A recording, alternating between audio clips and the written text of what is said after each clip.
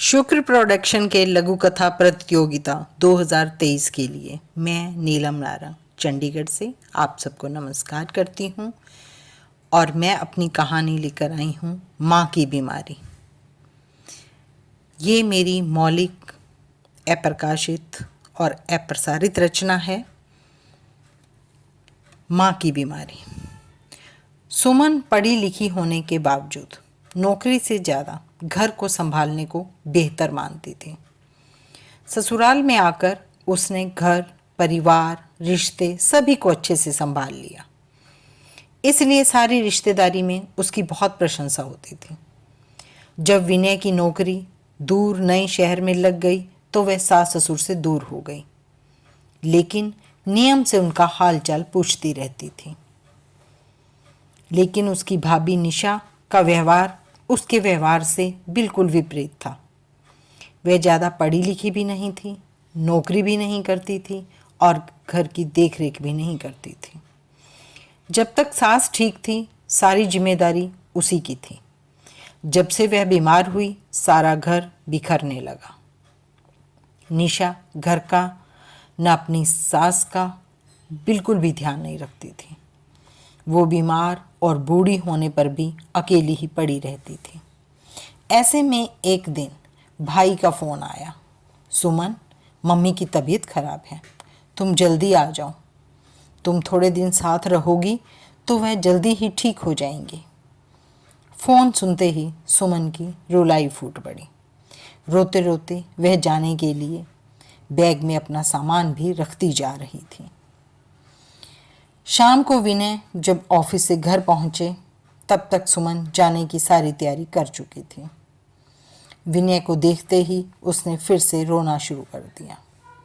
विनय ने कहा, सुमन तुम चाय बनाओ, घबराओ नहीं, वो जल्दी ही ठीक हो जाएंगी।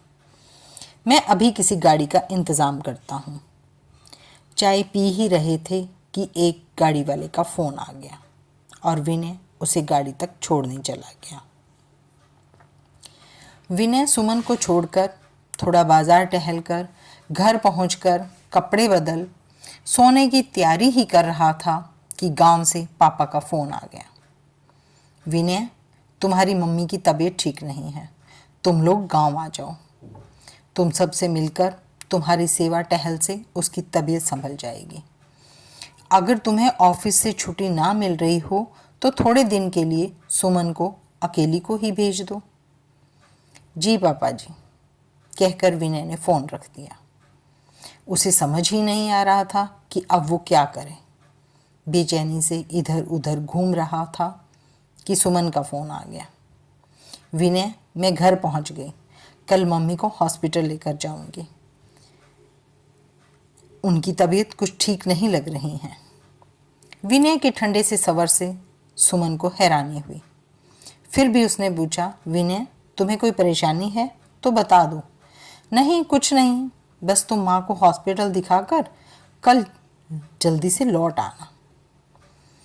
अगले दिन सुबह विनय ने फिर फ़ोन किया तो वह अपने पर काबू ना रख सका और गांव से आए फ़ोन के बारे में बता दिया। सुमन ने कहा, अरे इसमें परेशान होने वाली क्या बात है, तुम बस मम्मी पापा को गांव से ले आओ।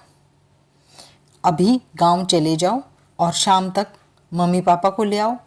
मैं भी यहाँ से मम्मी को ले आती हूँ, फिर दोनों को एक ही जगह एक ही हॉस्पिटल में दिखा लेंगे।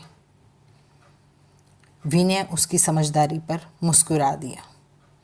कितनी आसानी से उसने दोनों घरों को संभाल लिया और सारी परेशानी को अपने सिर पर ले लिया और वह गुनगुनाते हुए गांव जाने की तैयारी करने लगा।